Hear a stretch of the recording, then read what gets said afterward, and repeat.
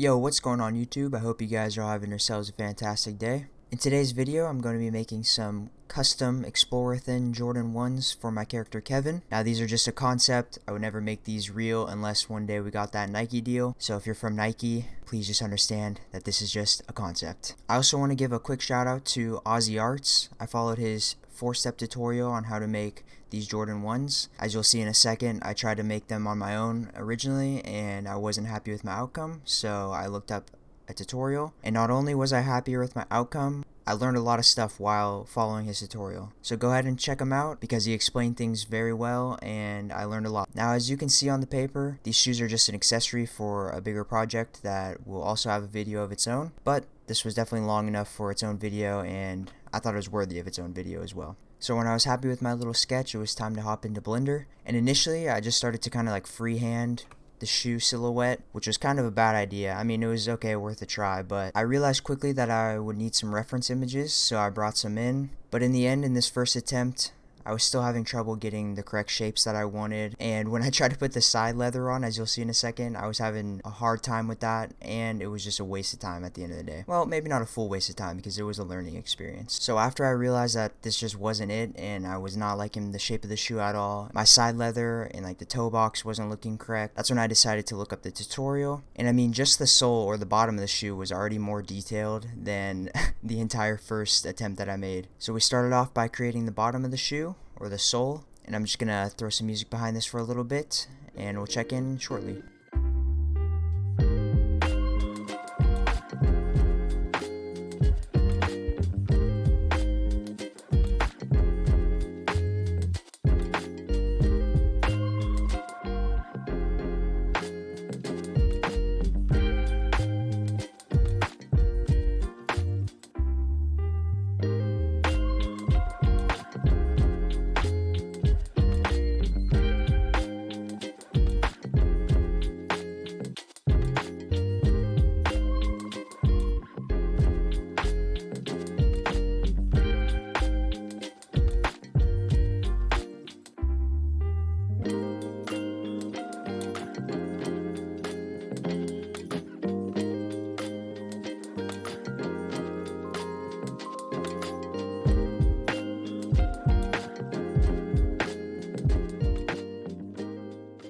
So as you guys can see, the sole was coming along pretty good here, and at this point I was making the Nike logo on the bottom, but as you'll see in the future, I ended up changing that. Again, Nike, this is just a concept. But next up was to make like the midsole. The bottom of the shoe here is already way more detailed than my first attempt, so I was already really happy with this.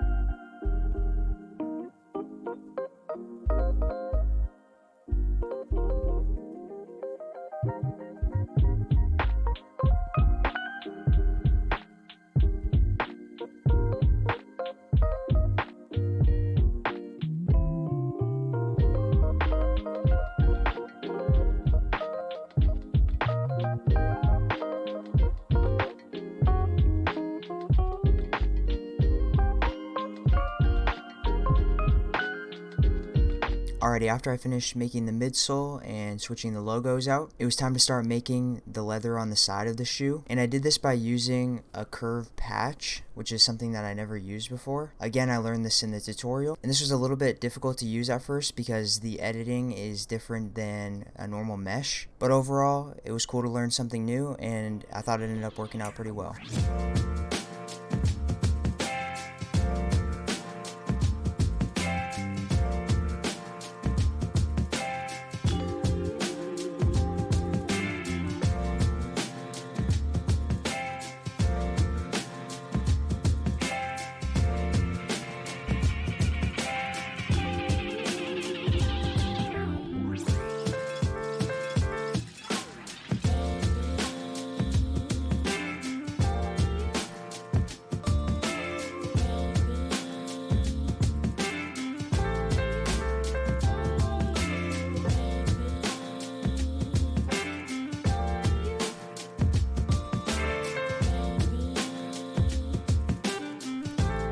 As you can see, our shoe is slowly coming together here. At this point, I was making the back heel leather piece and just slowly going around the shoe, following the tutorial, making all the leather pieces. At one point, it was time to do the Nike logo on the side of the shoe, but just like I did the bottom, I ended up putting my own logo there. But again, you just follow the same steps, just, with a different shape. For all of the leather parts, I was just using a plane and extruding all the vertices out. The only part I used the curve path was for the side leather piece a few minutes ago, and then also the toe box, which is coming up as well.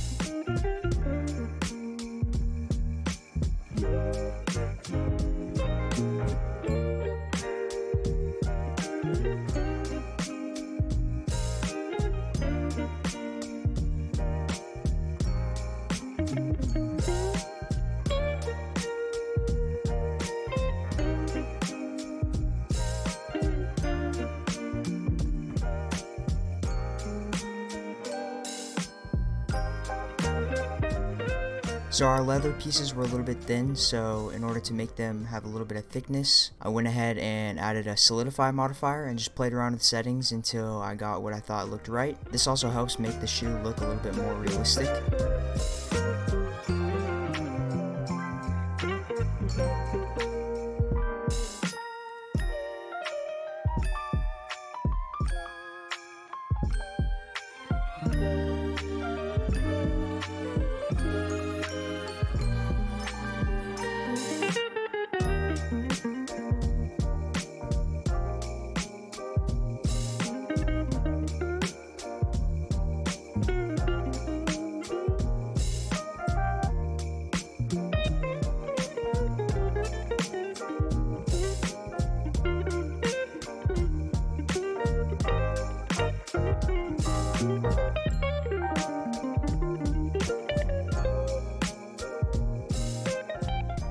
So as you can see, I've just been going around making little adjustments, trying to get things lined up, make things look as real as possible.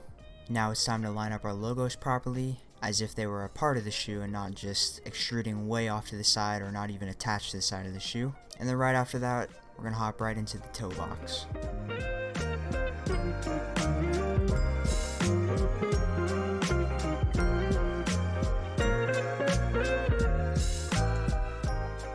And actually, before we got to the toe box, there's this back little tab on the back upper side of the shoe that helps keep the leather together. So I went ahead and added that in as well.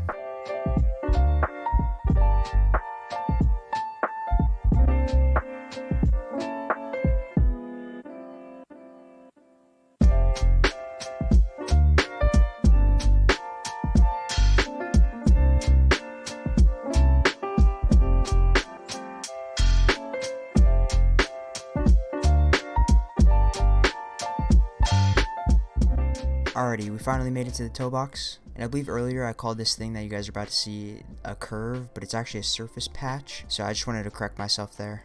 Again, something completely new to me and a little bit different to use. It's kind of nice though, because it obviously gives you a smooth curve off the rip and you don't have to like form your own smooth curve like I did with the tongue. I also use the Boolean effect, or modifier. I keep saying effect because I'm a video editor, but I use the Boolean modifier on a bunch of cylinders, as you'll see, to make the holes that are on the top of the shoebox. Really useful modifier, and I've used it in pretty much all my videos so far.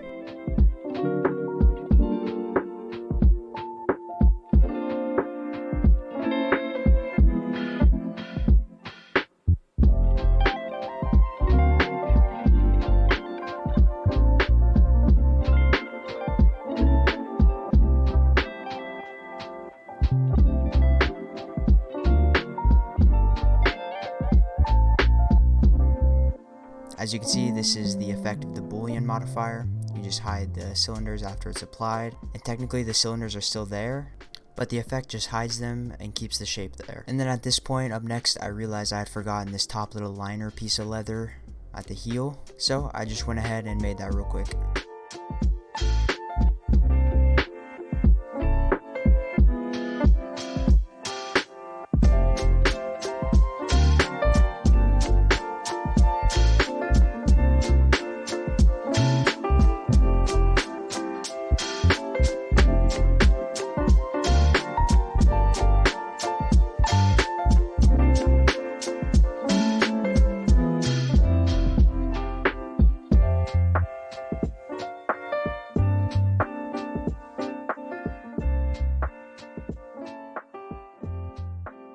At this point, I was just spending time trying to line things up, get it to fit properly with the other pieces of leather. Pretty much just messed around until I got something I liked and that also represented and fit the reference picture pretty well. Once I got something I was happy with, we were nearing completion of the shoe and it was time to make the tongue. I was pretty excited because we were getting near the end, like I said, but the laces, I was not looking forward to them, as I knew they would be at least some sort of challenge or would present some sort of challenge. But for now, I brought in a plane to start the tongue, and we got chugging away at it.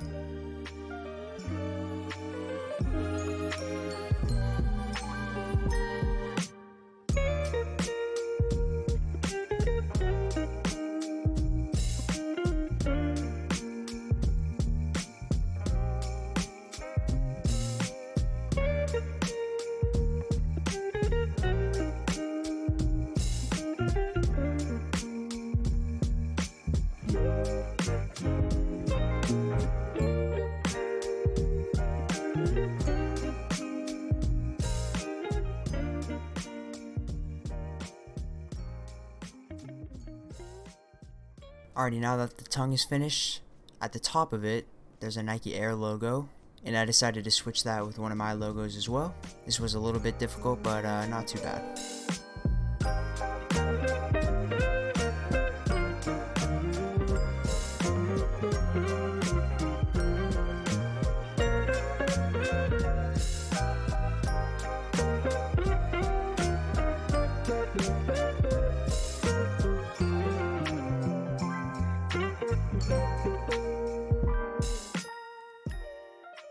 After the little logo tab, it was pretty much just cleaning up around the shoe, just trying to make things line up a little bit better, look a little bit cleaner. Tiny little bit of detail here and there, and then it was time for the laces.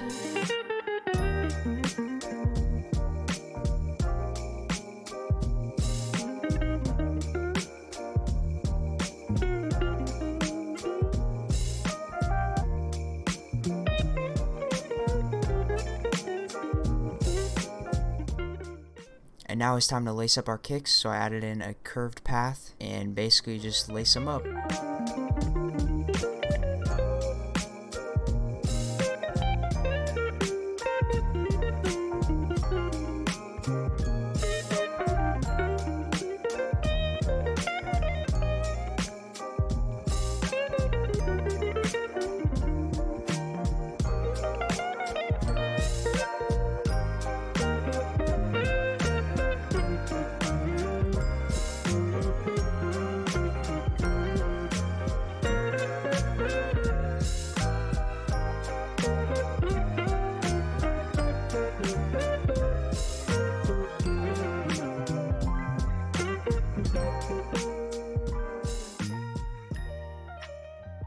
I guess you could say this wraps up our shoe. Nah, in all seriousness, I forgot to record like the little, I forget what they're called. Let me look it up real quick. Aglet. I forgot to record me making the aglet, which is the end of the shoelace, like the little plastic thing. It's a weird name for it. But now we get to move on to the fun part where we get to pick some colors out. So while picking colors, I knew I wanted to do some sort of galaxy theme, especially behind the rocket area. I mean, it makes sense, the rocket flying through space. So I wanted a little bit of like the Nebula look, as well as some stars. And to do that, I just copied this world texture, I guess. I'm not exactly sure how to explain all this yet still, but it's something I made in my previous videos that I learned from Carlino. His link will be in the description as well. So I just copied that from one of my previous projects and hooked that right up. And then I also knew I wanted to incorporate some pink in there for the brain part of the logo. And then the rocket would be silver with a blue flame coming out the back. Now a crazy idea that I had, if for whatever reason a Nike deal ever happened, which I know is crazy, but I would switch the blue flame out I would keep the blue flame, but it would just be the Nike logo instead, which I think would look pretty cool. To be like the Nike logo would be like the flame kind of sort of thing. I didn't make it because I didn't want anything really Nike on there right now, especially because there's no incentive for that. But overall, I was really happy with the colors I placed and how I placed them. I think it all worked out pretty well, and it looks really good in my opinion. I think the colors, they're a little bit contrasting, especially with the blue laces, but I think they look fire. I would actually rock these in person. So let me know what you guys think of my design, the colors, what you guys would change on the colors. I will probably make multiple iterations of these. These are just, I guess, volume 1 or V1, version 1, not volume. So if you have some other colors that I should try, let me know in the comments below. I think I'm going to make some different pairs of shoes, you know, maybe some dunks or some runners or something. I don't know yet. I don't want to get too far ahead of myself. Like I mentioned in the beginning of the video, these are just an accessory for a little bit of a bigger project.